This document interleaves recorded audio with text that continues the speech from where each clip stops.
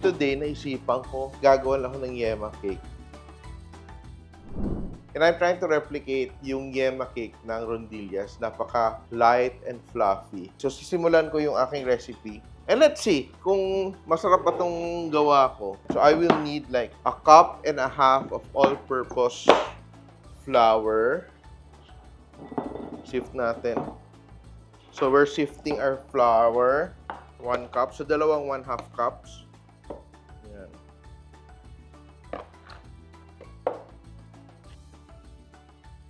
Making the right texture of your meringue, which is the egg whites. There are a few techniques involved in making a perfect chiffon, and we will try to attempt to make one today. So, my sugar and my flour now, and I need baking powder,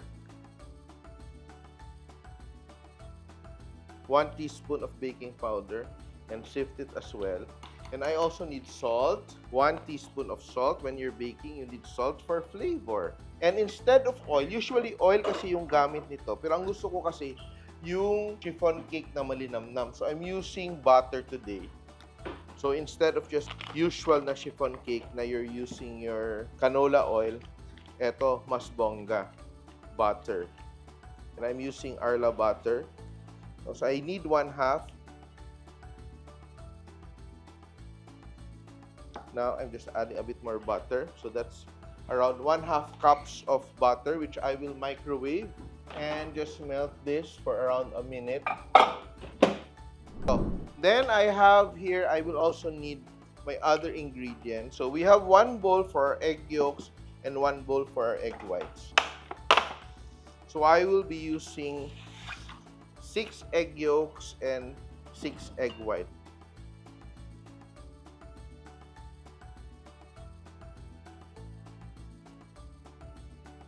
But I will be using more eggs later for our Yema. So this is my egg yolks. These are my egg whites. And aking butter is okay na. Ayan. Then I will just add 1/2 cup of water to cool down. And I will add that to my egg yolks. So hindi na maluluto yung aking egg yolks, di ba? And I will also add here a touch of vanilla. So, mga 1 teaspoon or so of vanilla. Yan. I will just add a little bit more oil. Konting oil lang. Maybe 2 tablespoons.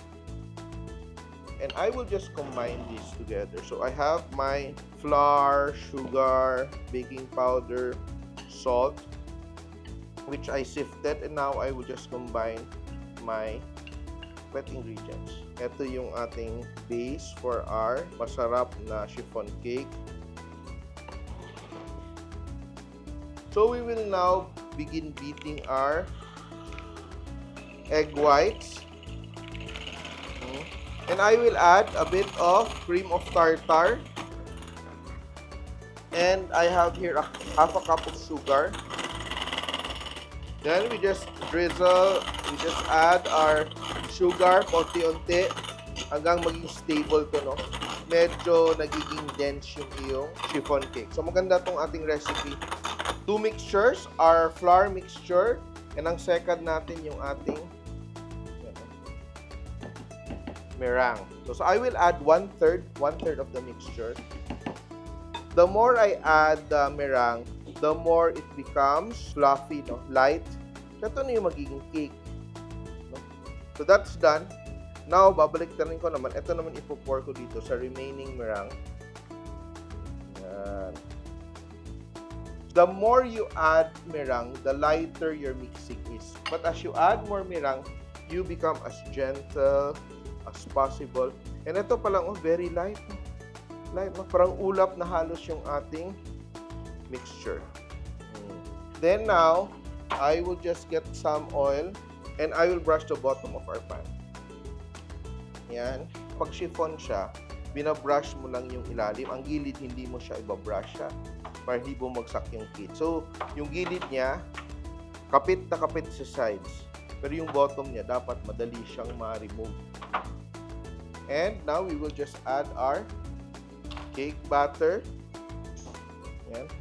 And in a few minutes, magkakaroon na tayo ng masarap na Yema cake. Spread natin. Now, for our cake to bake.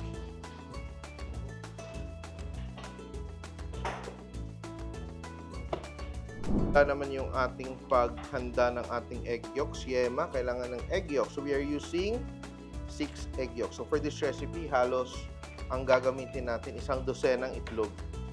Yan. Pero yung egg whites, only 6 egg whites. So, ito, okay lang to na yung egg yolk mo may konting egg whites. Pero ang egg white, hindi pwedeng may egg yolk. And I am combining as a stabilizer 1/4 cup of cornstarch.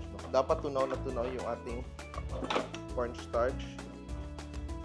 And gamit natin dito ay carnation, the whole can na condensed milk.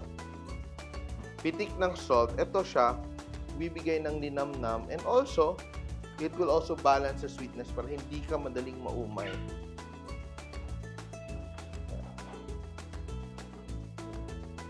So, strain ko one time, like that. And we will strain again. So, double strain para silky talaga yung texture ng ating yema. I start off with high heat for like a minute lang para mas mabilis siya mag-warm. We will just keep cooking this until it curdles, until it becomes very thick and very rich. And we will finish with butter. Ito. Okay. Ubusin ko itong butter. Pero very buttery talaga. Very nice, very buttery. So, we have our yema and our cake. Siguro cake natin mga 2 more minutes, 2-3 more minutes. And it's done. Luto na siya. Oh. And ito siya. Immediately, pag chiffon cake, babalik-tarin mo siya agad. Ayan. And let that cool, no? I think we will have just enough yema for this. We will cover this with plastic wrap and we will let our yema rest as our cake cools down. So, dapat press down yung ating yema. Dapat nakadikit yung cling wrap sa ating yema. Medyo lumamig na. Let's see kung perfect yung ating cake, oh. And it's malambot, ha. It's malambot. Yan. Gagawin natin ngayon dito, hatiin natin sa gitna. It's so light and fluffy. Lalagyan natin ng yema under para ito yung pangdikit sa ating pan. So, naging 2 layer na itong ating cake. 1. And lalagyan natin ng ating yema. Generous layer of yema. And ating cake, hindi siya masyadong matamis yung ating cake, ha. Dahil yung ating sugar nito is just 1.5 cup. Pero sa 6 eggs siya.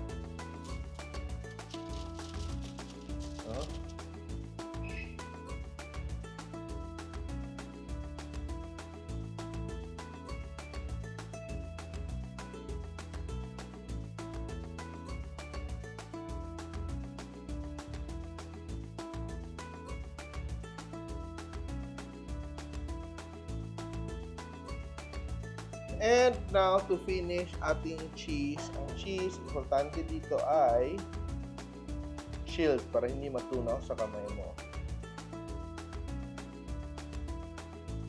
Tignan mo, oh, napakalambot ng ating cake, oh. Grabe, oh.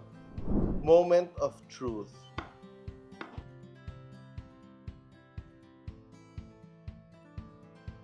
Oh, look at that.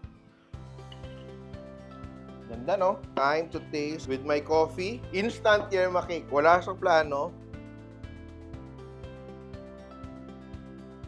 And when you bite into the cheese, may alat.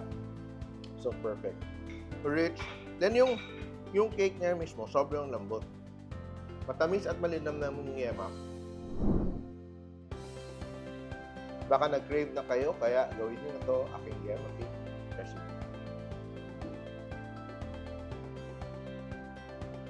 Simpol.ph. Living made simple.